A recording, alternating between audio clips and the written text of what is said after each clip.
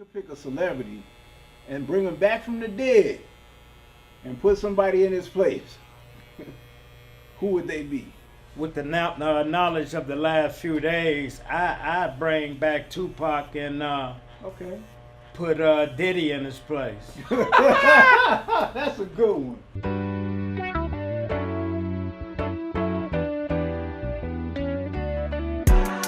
If I can't say it here, I can't say it anywhere. If I can't say it here, I can't say it anywhere. If I can't say it here, I can't say it anywhere. If I can't say it here, I can't say it anywhere. If I can't say it here, I can't say it anywhere. If I can't say it here, I can't say it anywhere. Medias and conversations over the cuts and the culture. Today we're here with Mr. Wesley J. And my main man's, I've known him for many years. We're both from New York. This right here is Mr. Jimmy. Listen, man, I know you've had an extravagant experience over these years, man. What made somebody choose you to do a documentary about, man? Because that's deep. Nobody cared about my story to that extent. So if you don't mind kind of telling the people how to start, man. Well, it was a couple of DePaul's, Northwestern students who were coming to the Air Force for haircuts. Ronnie Reese, in particular, asked me, a little bit about my life. And I told him I had wrote a book that I was trying to get edited so I can have it published. And he decided to do an interview on me, And the interview went so well that he asked me if he could do a full-featured documentary, where he could follow me around and record, different parts of my life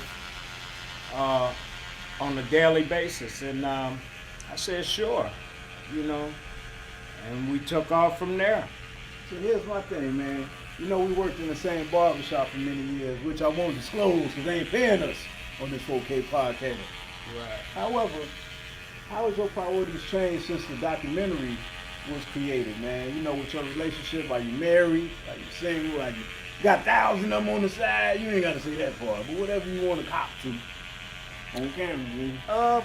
The documentary basically grounded me because I get to see, my life played over in real time. I can watch the documentary and re-humble myself if I get out of pocket. Also, I got married, to a beautiful woman, had another child, It just made me prioritize my life, instead of being involved in riffraff every day. I had to, focus on family now. Speaking of the riffraff, man, what riffraff was you involved in, man? Well, just the local guys, keeping up, bullshit, gossiping, rumors, that kind of thing. So this documentary that was created on you, you also came out with a book. Actually, the book was first. The book was one of the reasons why they actually chose to do the documentary. If you're on vacation and in your hotel room you discovered a dead body, what would you do? Would you run eight pockets or would you leave and call the police? I get the fuck up out of there. Period. Point blank. I ain't going through nobody's pockets. I don't want to touch them or none of that. I'm getting the hell up out of there. What do you think Donald Trump would do if he was in that same situation? Personally, there's two things I would do. Two things I would do. If it was a female with a vagina, like that, grab her by the pussy. Okay, that's what I would do. Second of all, people, when you find dead bodies, okay, what you need to do, make sure they're not Mexican, okay? If they're Mexican American, get the hell out of there. Personally, you don't know if it's cartel related. Don't want it.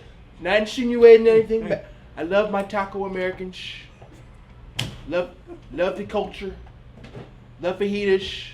Taco Tuesdays. Everything's fine. Hey, man. Wow. Now I don't know if this to be the true or not, but if you ever serve time, man, if you can be anybody else from any time, era, or any age, what year would you go back to, and who would you be? I think I would go back to 1974, and I think I'd like to be Muhammad Ali. Ooh. You know, I So think I like would a like to be butterfly thing like Muhammad. me. Yes, I love Muhammad. I was boxing at the time, and if I was as good as he was, I'd probably be in a different place today. So you Everybody boxed was for- good as he was. boxed for a while, huh? Yeah, I did a little amateur boxing. Okay. Okay. So since we talking about Muhammad Ali, it'd be funny if he ever met Jay-Z. I wonder the type of conversations they'll have, man. Rest in peace, Ali. Yo, Muhammad, I can't lie to you, brother. I mean, you're so fast. I mean, you're elastic out there. I mean, nobody can lay a hand on you. How do you do it? I told the man, I can swing, I can hit hard, I can move harder than a locomotive, faster than a beam of light. I'm so sick, I make medicine sick. I'm fast. I'll tell you right now, if not in the middle of the ring, you gonna say my name. Incredible. That's the most amazing thing I've ever heard, Muhammad. Go Muhammad Ali. I'm a fan forever. I don't know, something like that. That's funny, man. Yeah. So listen, man. I know you don't want to kill nobody, but hypothetically, if you could pick a celebrity and bring him back from the dead and put somebody in his place, who would they be?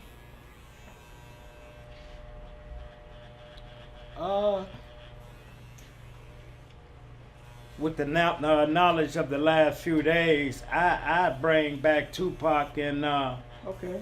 put Diddy in his place. That's a good one. That's a good one. Woo, that's know. a good one. In high school, did you ever have an embarrassing outfit? Or did a girl ever call you musty? Totally honest, man. I ain't never had an embarrassing outfit till this day. Tell me.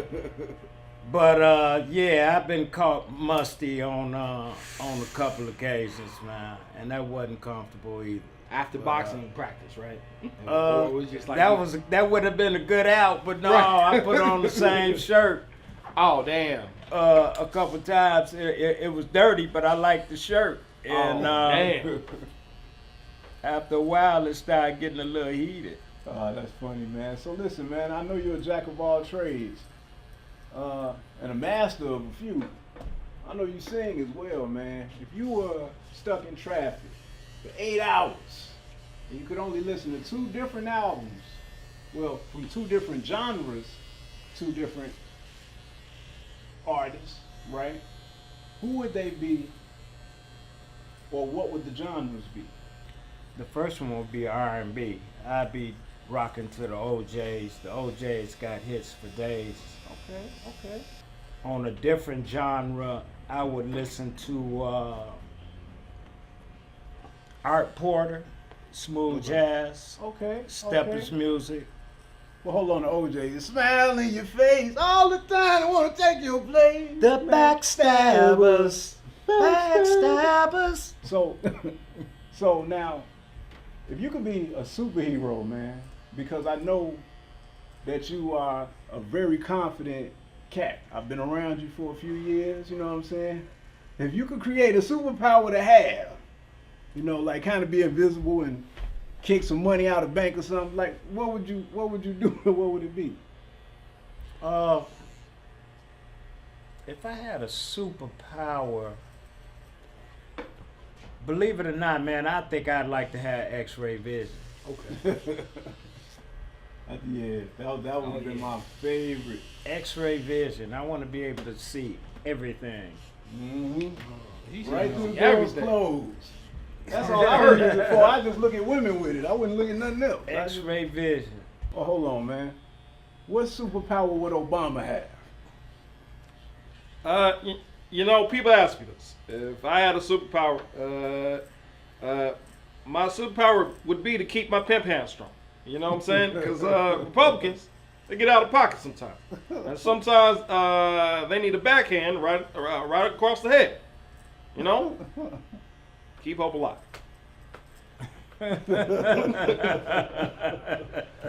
I don't know what you want from me, man. Overworked, underpaid. I don't know what you want from me. Well, I got a question. Where can we see this documentary? That's what I want. Oh, you can see it on Facebook under Love Dad, LOVE, comma, capital DAD, Love Dad. Okay. As a follow-up to the book, you could just,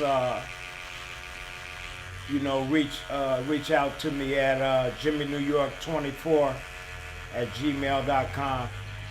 Make sure y'all get it hot off the press. Okay, man. Hold on, I gotta ask you. I can't let you go that easy. You know what I'm saying? As a barber, you gotta have lady friends. You know, and out of the lady friends, what was the weirdest date you ever been on, man? Or the weirdest thing you done on a date? Oh, shit. I don't know if it was really weird, but it was really, really uncomfortable. I was about 18 years old, and I asked this girl out. We were supposed to go downtown to a movie and then, stop into the restaurant, have a burger or whatever. But I only had about $15. After the movie and the little snacks in the movie, we went to the restaurant and ordered the burgers. And I was super short. On money. And she had to pay for the remainder of our meal. That was embarrassing. That was embarrassing. So did you get a second date or not? Like, I did get a second date. that's what's up, man. I did get a second date. Yeah. What about you, Wes? Most Weirdest embarrassing date. I took this girl to a sushi restaurant, and I don't know why I did that because I don't even really like sushi. But you trying to impress somebody, you just gonna do things you don't normally like to do. And sometimes you go to these Chinese restaurants, they got warnings oh, this might have allergies. Allergies in the food, and be careful because of the allergies, right? And I didn't think I had an allergy at the time. And we ate this one, I think it was like a California roll or exotic lotus flower, one of these crazy names, right? I ate 2 pieces of sushi. 15 minutes later, my face swelled up. Like, you ever seen the Airheads logo? That was my face. My face looked like hot air balloon, just blew up. And I'm trying to talk to her like, yeah, so I like to ride bikes, and I'm like, are you okay? I'm like, yeah, I feel fine. Like, is it hot in here? Like, what's going on? Man, I had to go Walgreens, take 5 Benadryls. I was struggling, and after that, man, I just blew it, man. All right, man. Last question for both of y'all. On your bucket list, you could either do it with your significant other, Okay. or it could be by yourself. What is 2 things that you must do before you check out? Man, I need to travel the world. I need to go to different. I haven't been out this country, so I need to go out this country, travel. And the next thing I gotta do, I want to fly an airplane one time. I want to fly an airplane or a helicopter one time. Okay, Jimmy, man. What would be your answer, man?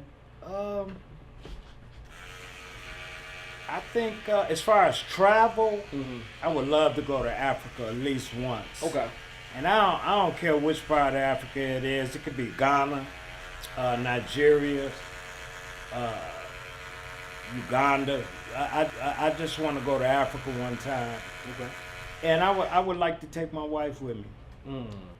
Now on some daredevil shit, I want to jump out of airplane, man. Jump out you there? go. Yeah, I'm not yeah, jumping. parachuting. I'm just in the airplane. I want to do parachuting one time.